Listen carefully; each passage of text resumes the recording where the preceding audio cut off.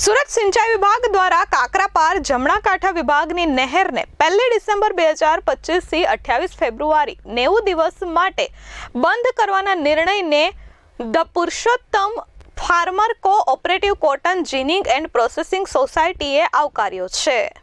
સુરત સિંચાઈ વિભાગ દ્વારા કાકરાપાર જમણા કાંઠા વિભાગની નહેરોને 1 ડિસેમ્બર 2025 થી 28 ફેબ્રુઆરી 2026 સુધી 90 દિવસ માટે સિંચાઈનું પાણી વહેવાડવાનું બંધ કરવાના નિર્ણયોનો ખેડૂતો દ્વારા વિરોધ કરવામાં આવી રહ્યો છે।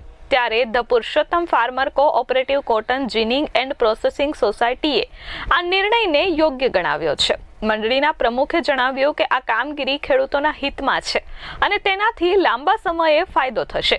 મનહર પટેલે સ્પષ્ટતા કરી કે કાકરાપાર જમણા કાંઠા મુખ્ય નહેરના સ્ટ્રક્ચર 65 વર્ષ જૂના છે અને કોઈ પણ સમયે તૂટી પડવાની સંભાવના છે। જો આવું થાય તો તે સરકાર અને ખેડૂતો બંને માટે ચિંતાનો વિષય બનશે। આ માળખાના સમારકામ માટે ખેડૂતો દ્વારા પણ માંગ કરવામાં આવી હતી। તેમણે જણાવ્યું કે ખેડૂત સમાજના અમુક લોકો ખોટા નિવેદન કરી ખેડૂતોને ગેરમાર્ગે દોરી રહ્યા છે, જ્યારે સરકારે આ કામગીરી માટે સુરત જિલ્લાને 250 કરોડ રૂપિયા અને અંકલેશ્વર વિભાગ માટે 50 કરોડ રૂપિયા ફાળવ્યા છે, જે ખેડૂતોના હિતમાં છે। તેમણે વધુમાં કહ્યું કે દક્ષિણ ગુજરાત અને ઓલપાડની પિયત મંડળીઓએ પણ આ નિર્ણયને સમર્થન આપ્યું છે। આ સમારકામથી છેવાડાના ખેડૂતોને પણ પૂરતું પાણી મળી રહેશે અને પાકમાં કોઈ ઘટાડો થશે નહીં। મારું નામ મનહરભાઈ પટેલ, હું the Purushottam farmers ginning and processing society જહાંગીરપુરાના ચેરમેન તરીકે સેવા આપું છું। એમણે સિંચાઈ વિભાગ દ્વારા 90 દિવસ માટે અને અન્ય કામ માટે રિપેરિંગનું કામ અને પિયત થવાની નથી, શું કહેવાય?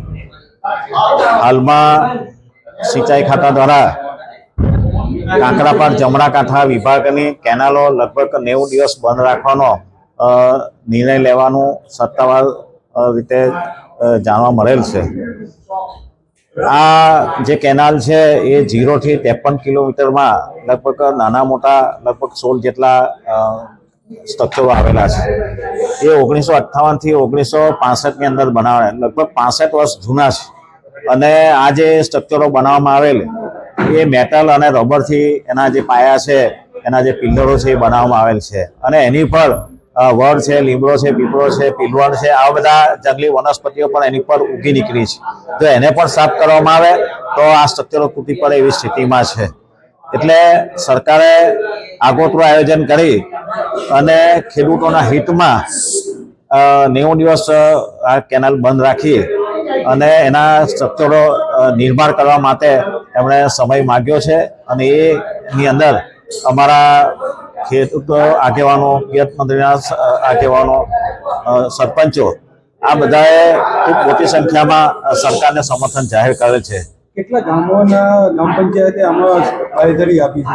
અમારા ઓલપાડ તાલુકાની 97 પંચાયતમાંથી 94 ગ્રામ પંચાયતે અમને સમર્થન આપેલ છે। શેરડી અને ડાંગરના પાકનું શેરડીના જે વાવેતર છે એ વાવેતરનો પહેલા તો મોટો પ્રશ્ન હતો, પણ ખાન નિયામક અને સુગર ફેક્ટરીના ચેરમેનોએ મિટિંગ કરી અને જે ઓક્ટોબરથી વાવેતર કરવાના હતા એને 20મી સપ્ટેમ્બરથી વાવેતર કરવાનો નિર્ણય કરવામાં આવેલ છે અને ઉનાળુ ડાંગર વાવેતર કરવા માટે પણ ઓછામાં ઓછો હજુ 4 મહિનાનો સમય છે। એટલે આપણે બીજા પાક તરફ પાકની ફેરબદલી કરીને પણ એમાં પણ આપણે થોડોક પાકની ફેરબદલી કરીએ તો જેથી આપણને ઓછામાં ઓછું નુકસાન થાય। Bureau report S24 news Surat.